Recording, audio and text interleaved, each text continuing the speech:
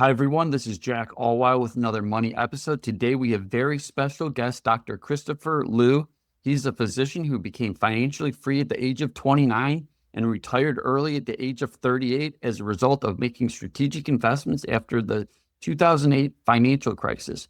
You can find him at the Financial Freedom Podcast on YouTube with his almost 2,000 subscribers and almost 5,000 videos. Doctor, welcome to the show. Hey, Jack, thanks for having me. And I really love this. And I love this. Everybody just calls me Chris. I'm just so used to that. And we can go on a first name basis. Okay. Chris, so before we get into how you found personal finance through your work as a physician, I do ask everyone, what was your relationship like with money growing up? I would characterize my money archetype growing up as money is very valuable. It's a resource. It's like it was not to be wasted. It was to be utilized. It was used to be spent appropriately. You paid for your food and your housing, your transportation. You always had to save for a rainy day or something happened. And as I grew older, I realized that the value of money just stayed the same. But I always studied the rich and the really successful, and they were always talking about investing. What investments were they making? So this led me to really study money, how to grow, how to save it, how to protect it, and ultimately how to grow wealth. So that's the backstory. So was money like a everyday conversation in your house growing up? Or was it something your parents, how did they incorporate money into the discussions? I was very fortunate because talking to my friends, a lot of their dinner discussions were around just kind of sports or just everyday like movies, TV. And at the dinner table, our money conversations where money was very important. And the way to wealth that was emphasized was you got a good education, you got good grades, you got a stable job, you were a professional, and you got a high income and you saved and invested. That was the money discussions. And just around the idea, just like money as a resource. And I'm happy to expand upon that.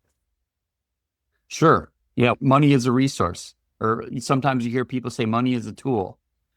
Yeah. And it was really interesting because growing up in the family, because my parents were first generation immigrants and money was very important. It was like, just because like my parents came in to the United States in the 70s with a suitcase and $200, which in today's nominal terms would probably be $1,000 to $2,000. And they just scrimped and saved, and just money was very important. It was a means of survival. And then as I grew older, as we climbed up the middle class ranks, we realized that money could be used to help people. It could be used to as a status to gain some respect. It could be used to fund education, to spend money as a discretionary spending, go out to dinner, hang out with your friends, travel, these types of things. So Can you walk us through? So when you decided to become a physician, and then can you walk us through like how many years into being a physician did you really start maybe honing in on your personal finances, or was it something you always liked on the side? Can you talk us through that dynamic there? Oh, that's really great question. And I really love this question because I emphasize, so I'm a late Gen Xer, early millennial. I was born on that kind of cusp. And I can remember just the days where you like Blockbuster, these types of things. You had a dial phone. And I remember, like I said, these money discussions were around the path to wealth and financial success was through a job. That was the main thing. And my grandparents always emphasize the government's going to take care of you. Social security, that's the way to financial security. And then my parents' generation, which kind of were the boomers, were the way to path to security was like social security is not going to help you. So you have to get a good job and you have to work for a company for 50 years. Their pensions are going to fund you for life and you save and invest in a 401k. So those were the mantras that I grew up with. And at that same time, a tectonic shift was occurring with the internet. So the internet was coming. I graduated in 96 from high school. And I remember like the first application was email. And email was just like this new thing. And we saw what email did to the post office. And ultimately, my goal around these types of money conversations was to own my own destiny, to control my own destiny. And it was really the idea of financial freedom was always equated to a job but realized Now I realize that freedom, you have four components. You have financial, you have time, you have location, you have emotional freedom. For example, a lot of my doctor friends who are still working, they may have financial freedom, but they don't have time freedom, and they may not have emotional freedom. They don't have location freedom. They have to work for the place where they have the job. And so only have one component. A lot of them are happy with where they are, but like I said, there's different components. I've always been an entrepreneur, but I followed that safe, secure path because that was just what I was growing up and used to. What was my turning point was in 2000, in 2000, 2001, it was the dot-com crash. It was the Enron WorldCom scandals. And then you had 2008 financial crisis. And at this point, I'm going through my medical career. I'm a second year medical student, and I really started to see the unravelings of healthcare almost 18 years before the COVID pandemic hit. And I was like, I don't like where this is going. I have to start preparing because I don't want my future to be dependent on like a CEO or a hospital or a corporation. I want to own my future. So I started really reading, and I picked up this fantastic book. It's like one of the life-changing books of my life. It's called Rich Dad, Poor Dad. I'm sure you've read it. I'm sure a lot of the listeners have read it, but that really opened my eyes to what was happening just in terms of the economy, just in terms of government, inflation, these taxes, and these whole mantras where you get good grades, get an education, get a good, safe, stable job, you save, invest. These things they were true in a sense, but they were also becoming untrue. So I started to really delve into it. And like I said, I've always been fascinated with the uber successful, for example, like Michael Jordan or Kobe or Bill Gates. I was reading biographies, Warren Buffett, all of these people. I wanted to gain their insights. Why were they billionaires? A lot of people were continuing to struggle and just barely make it. And so like that, my mindset shifted. It was like the rich always invest in assets. So assets could be businesses. You could start your own business, could be stocks, could be real estate. And at that time, it was just like stocks and real estate because that was like the easy build a business. Now it's really easy to build a business using digital tools, podcasts, YouTube channel, blog, these types of things. But back then it was just like stocks and real estate. I was actually fortunate because I was like studying at this time. And this was right when the '02 to '06, '07 bull market. So I got really lucky. I didn't have any student loans, and I was able to invest in rapidly appreciating stocks. And I would learn about options, and I was trading options and making a lot of money and pouring it into real estate. I was just doing it very strategically, very safely. It was just a time of great liquidity and just great economic time. And then fast forward, I'm a physician, I'm in training, the 2008 financial crisis hits, and I'm like, this is my opportunity. In Houston, real estate was severely underappreciated. It was like 40%. And just to give you an example, a two-bed, two-bath condo, about 1,500 square feet, back then rents were like $1,500. And today's nominal terms would probably be 2,000, 2,500. Really great shape. You could buy them for $50,000, $60,000 in 2008, 2009. So it was just no brainer. I had this experience. So I started investing strategically from 2008 to 2016. And I was able to invest my way to financial freedom, became a multimillionaire in my mid 30s, was able to retire. And then I took a year off, just contemplate what I wanted to do. And I knew there was more to I wanted to do more. I wanted to make more impact. So I started learning from digital entrepreneurs, these YouTubers, these Instagrammers. They were making 7 figures, 8 figures. I'm like, wow, how could they be doing that? And they were developing a strong personal brand. So I learned from them, and I started Financial Freedom for Physicians, which mission is to help doctors get a hold of their finances so that they can control their time, their finances, their emotions, and ultimately lead happier lives. And it's grown because in the early days, I was doing a lot of keynotes. I wrote a lot of books. I was doing a lot of coaching, consulting, did a lot of healthcare IT. And then I parlayed that into building a brand, a media brand, which was really helped by the COVID pandemic because I started the podcast in 2020, and it was just like a side thing.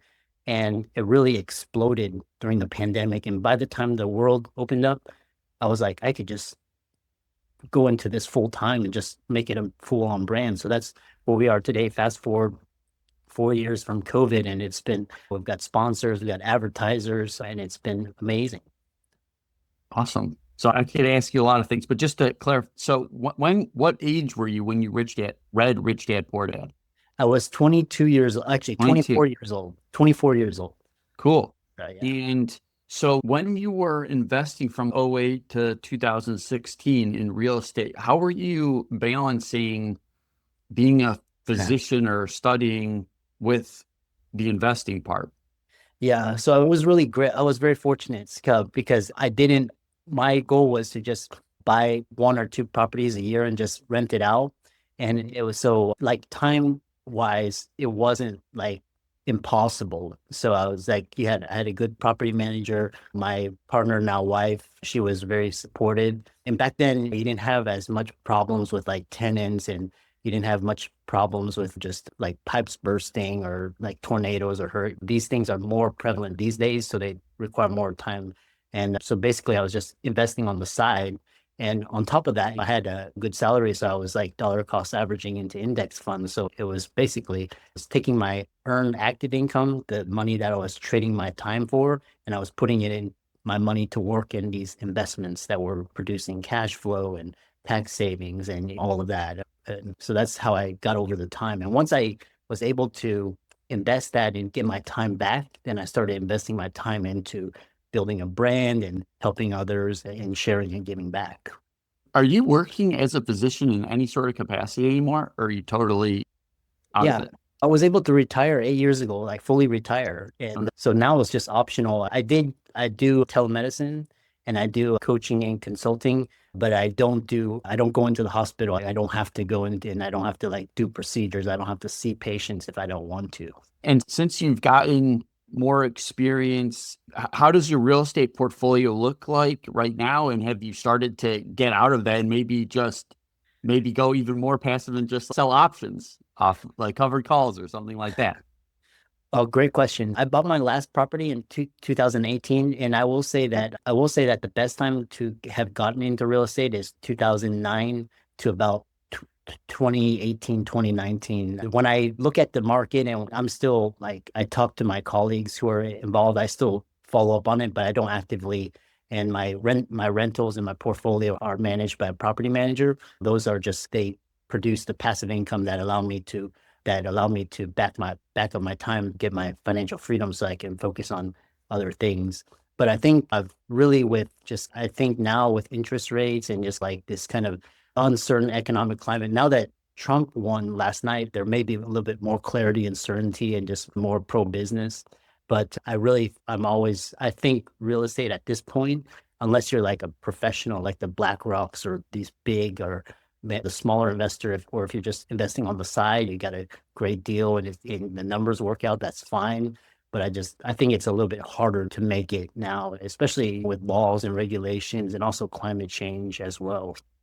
I totally agree. Like the rent ratios, at least where I'm investing in, mostly in Michigan, have not been as favorable the last few years. So Yeah. I've been like flipping raw land out in Arizona, not doing so many rentals. So I echo what you're saying. Yeah. For people that are listening to this and maybe they're not super passionate about their job and they want to develop a glide path to doing something that they really like, what would be some advice you'd give them?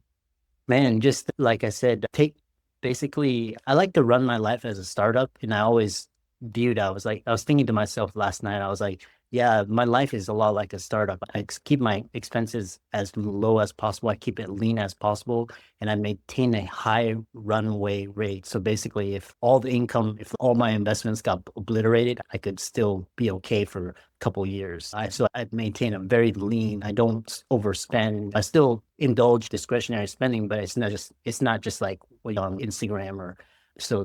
How I view it. I actually lost track of the question, so repeat it again so I can. I guess you were very active about transitioning from a life that maybe you saw as slightly less free to a more free life. So if someone were sitting in a job right now, they're not super passionate about what they're doing, and they're hearing you, they're like, yeah, I'd like to have more time freedom, more financial freedom, more emotional freedom. What types of things can they do right now to transition? Yeah. Okay. Yeah. So main thing is cut your expenses. And whether you're Uber, Lyft, or you're a waiter or waitress, or you have a good corporate job, pharmacist, doctor, that type of thing, keep your expenses as low as possible. And what you want to do is you want to save and invest the rest. The easiest way is just low cost index funds that track the Dow Jones, the S&P, and the NASDAQ. You do that with your earned income, you will get financially free over around 3 to 4 years, approximately. So just basically save and invest. Real estate, a little bit more riskier, a little bit more time intensive, has to have a little bit more experience. There's a lot the ways you can get burned on that, but you can invest in real estate on the side. However, a lot of areas, like kind of the real estate is overvalued and it's hard to get in unless you have significant funds or you're a high income earner. Options are also very risky as well because just the market volatility. So I would just stay clear. But the easiest way is just low cost index funds, save and invest. Always invest in yourself. Like that'll produce more return than any sort of investment, and just knowledge and collaboration like we're doing right now. Like I said, the other thing that I really recommend is start a brand. So basically, easy thing, just start a LinkedIn profile or Instagram or Twitter, a blog, podcast, these type of things, so that you maintain a digital presence so people can see you and reach out to you and network with you. That's really important as well, whether you're doing it full time or whether you're doing it on the side. So that's where I would start first. Awesome. I really like the sentiment of being lean, living your life in a lean manner. Yeah. I did have one question on your runway. So when you have a long runway, what are you actually keeping the cash in? Are you just keeping like a high yield savings account? Do you view some of you like a stock portfolio as perhaps part of your emergency fund? Where are you keeping the cash? Yeah. Great question as well. So what I did was before the interest rates before banks were giving 5%, a lot of that I had 2 years of runway in gold and silver and just cash equivalents, other currencies, just physical things. Just they don't produce much, but they're not losing their value. And so that's where I put it in now. With interest rates at 5% now, banks giving a little bit more, I started to convert some of my extra cash into that just high yield, just savings, giving forward 5%. Nothing, that's not going to be life changing, but it's just, it's extra. And then the rest is in stocks and equities and real estate. I do want to mention that, and again, this is not advice, but this is what I'm personally doing, is I'm really focused on more of the sectors that have higher growth and gains, and that's particularly in the tech sector. I do also follow Bitcoin as well because I feel that Bitcoin is a very nice hedge and it's one of the best performing assets of the last decade. So I feel that the growth from this new asset class can potentially offset any sort of inflationary or increased taxes, that sort of thing. So that's for listeners, but that may not fit with their profile, but that's what I'm personally doing. Awesome. Yeah. Gold, it was a good place to have your runway stored recently, and Bitcoin. Yeah. And then I guess one other question. So you mentioned Rich Dad Poor Dad. Are there any books that really made something switch on in your head that made you look at the world a little different in terms of personal finance? Oh man, there's so many, but I would start out with Rich Dad Poor Dad. That was like, bam, that was just, there's very few moments in my life where it's just, I read something and it was just like, I was like, this is my golden ticket. I also read Multiple Streams of Income by Robert Allen, and the concept is very interesting. And I think the author he was a big like real estate seminar guy. I think but that book itself, Multiple Streams of Income, really changed the way I think about because in the past it was just like earned income, active income. But I'm like, what happens if your job goes away? So you have to have like other streams. That was a big one. Also, I was very fortunate to read Getting Started in Options right when a bull market was underway. So I got very lucky there. Again, options are very risky, especially in this type of environment. So I don't really do that anymore, except very safe, strategic, like covered calls or cash secured puts, that type of thing.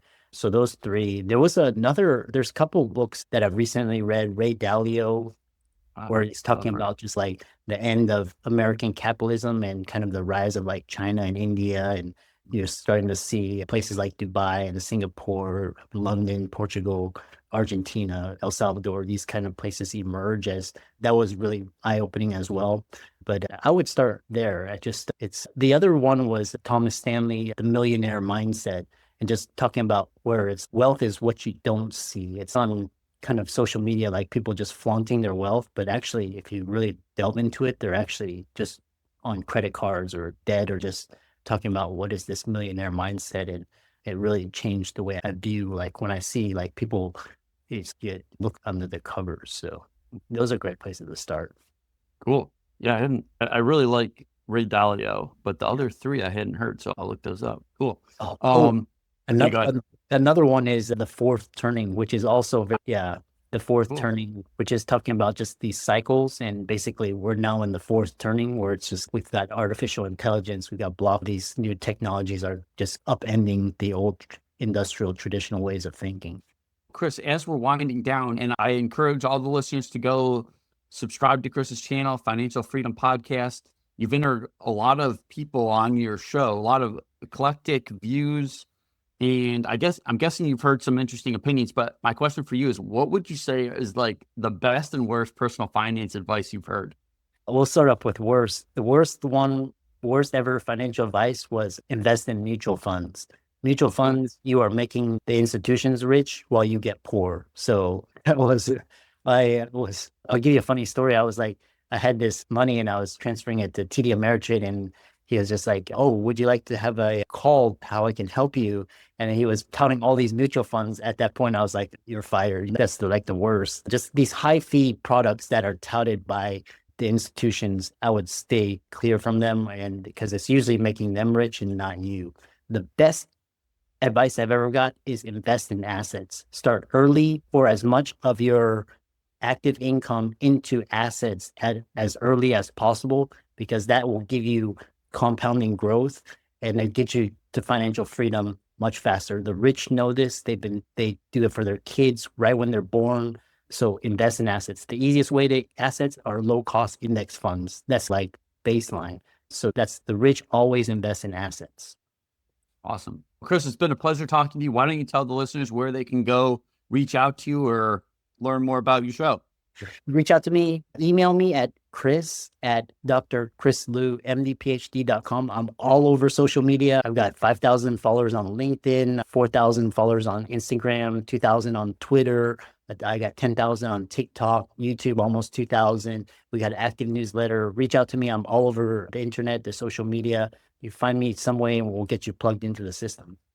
Awesome. It's been a pleasure and look forward to talking to you in the future. Thanks so much. I really enjoyed this.